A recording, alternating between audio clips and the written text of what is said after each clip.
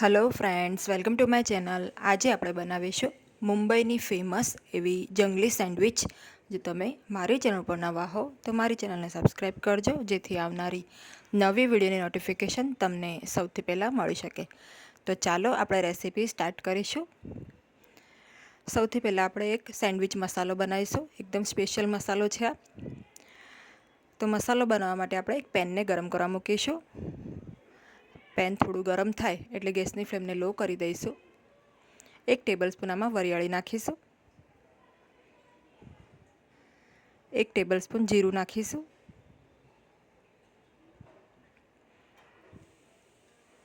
1 ચમચી કાળા મરી છે એ નાખીશું.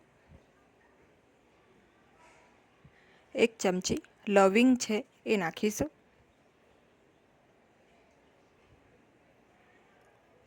સાથે અડધું આ ચક્રી ફૂલ છે એ નાખીશું. હવે આપણે આ મસાલાને એકદમ લો ફ્લેમ ઉપર શેકવાના છે. તો મસાલા બળે નહીં એનું ધ્યાન રાખીશું. એકદમ લો ફ્લેમ ઉપર આપણે આને શેકીશું. સરસ આમાંથી સુગંધ આવવા લાગે એટલે ગેસની ફ્લેમને બંધ કરીને આને થોડી વાર ઠંડુ થવા દઈશું. તો સતત આ રીતે આપણે હલાવતા રહેવાનું છે, જેથી મસાલા આપણા બળે નહીં.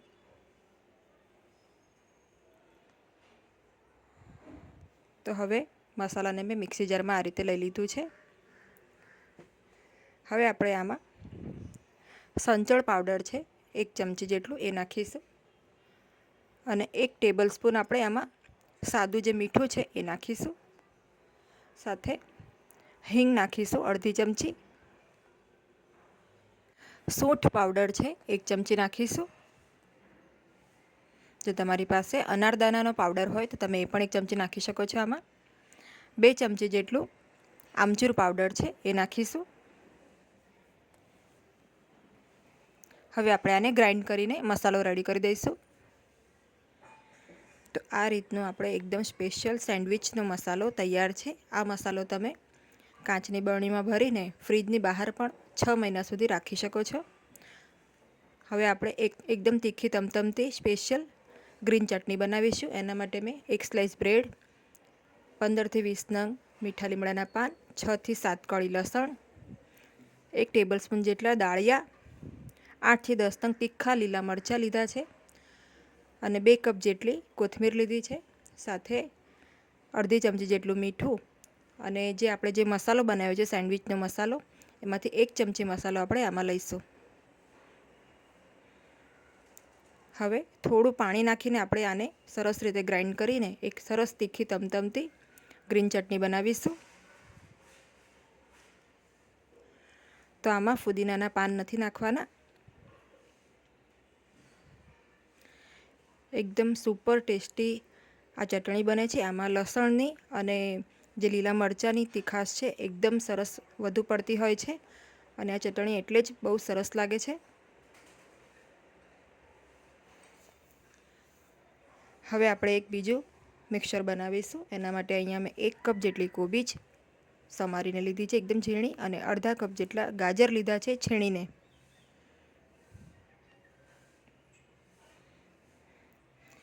આની પર આપણે મેયોનીઝ નાખીશું 1/2 કપ જેટલું. તો મેયોનીઝ તમને ગમે તે ગ્રોસરી શોપમાં અથવા તો મોલમાં ઇઝીલી મળી જાય છે. સાથે હવે આપણે આમાં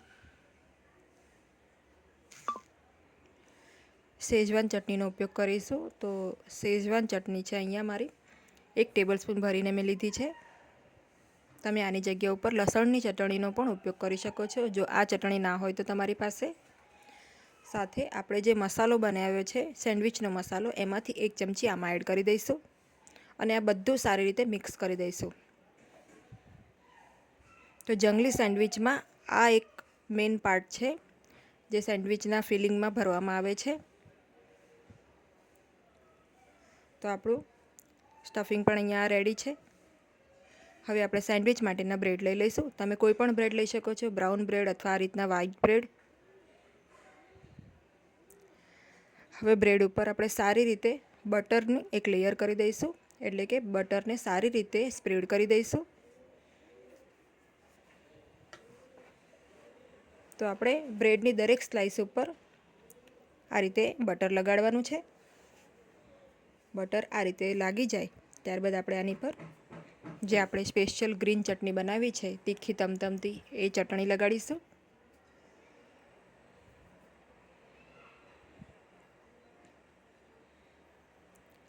તો તમે ચટણીનું માપ તમારી ઈચ્છા પ્રમાણે ઓછું વધારે કરી શકો છો.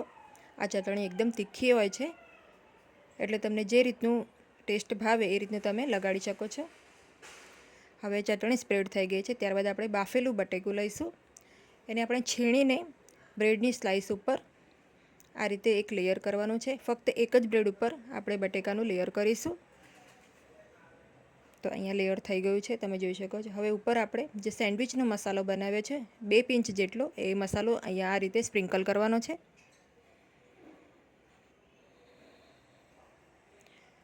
હવે આપણે બ્રેડની બીજી સ્લાઇસ લઈશું, આની પર મૂકી દઈશું. હવે આપણે ગાજર અને કોબીજવાળું જે મિશ્રણ બનાવ્યું છે, જેને કોલ્સ્લો કહેવામાં આવે છે, એ આપણે આની પર નાખીશું. તો આની એક સરસ લેયર આપણે બનાવીશું.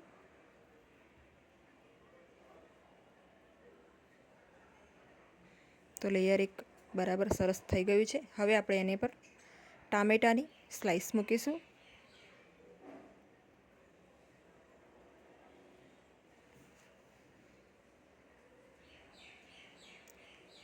હવે આપણે આની પર એકદમ ઝીણા સમારેલા કેપ્સિકમ છે એ સ્પ્રિંકલ કરીશું.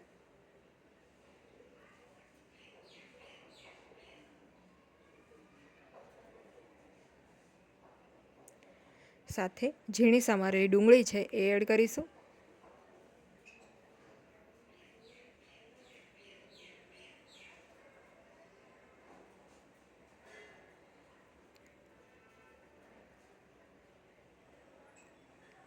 હવે આપણે ચીઝની મેં અહીંયા સ્લાઇસ લીધી છે, તો આપણે અહીંયા 2 સ્લાઇસ એડ કરીશું. જો તમારી પાસે આખું ચીઝ હોય તો તમે એને ગ્રેટ કરીને પણ નાખી શકો છો આની પર. હવે લાસ્ટમાં આપણે બ્રેડની જે સ્લાઇસ છે એનેથી આપણે આ કવર કરી લઈશું.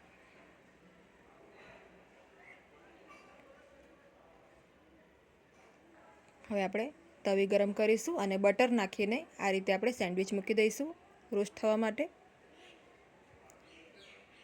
ઉપર પણ આપણે આ રીતે બટર લગાડી દઈશું.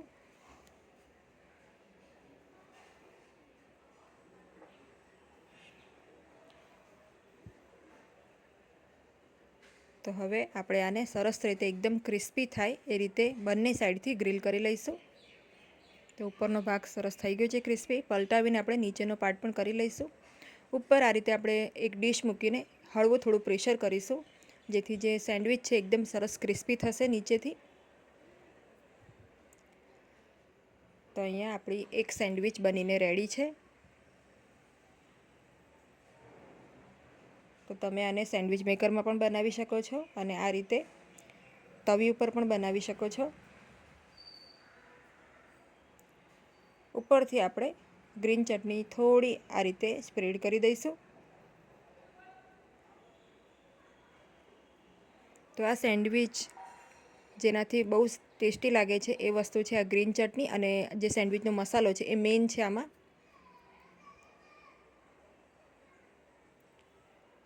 થોડો મસાલો સ્પ્રિંકલ કરી દઈશું. કટ કરી લઈએ આને. તો તમે જોઈ શકો છો એકદમ સરસ સ્ટફિંગથી એકદમ ભરપૂર અને ટેસ્ટથી પણ ભરપૂર આપણી આ સેન્ડવિચ બની છે. હવે આપણે આને સર્વ કરી લઈએ. તો કેચઅપ અને જે ગ્રીન ચટણી આપણે બનાવી છે એની સાથે આપણે આને સર્વ કરીશું. તો એકદમ મુંબઈ સ્ટાઇલ આપણે આ સેન્ડવિચ બનાવી છે. એકદમ ટેસ્ટી અને જણજણીત આ ચટણી છે. એક વખત આ રીતે ચોક્કસ તમે ટ્રાય કરજો સેન્ડવિચ, બધાને બહુ જ ભાવશે. ઉપરથી આપણે સેવથી આને ગાર્નિશ કરી લઈશું.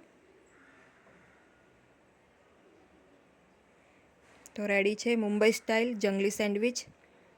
જો તમને મારી આજની આ રેસીપી ગમી હોય તો તમે વિડીયોને લાઇક અને શેર ચોક્કસ કરજો. તમારા કોઈ સજેશન હોય તો મને ચોક્કસ કમેન્ટ બોક્સમાં જણાવજો અને મારી ચેનલને સબસ્ક્રાઈબ કરજો. Thanks for watching.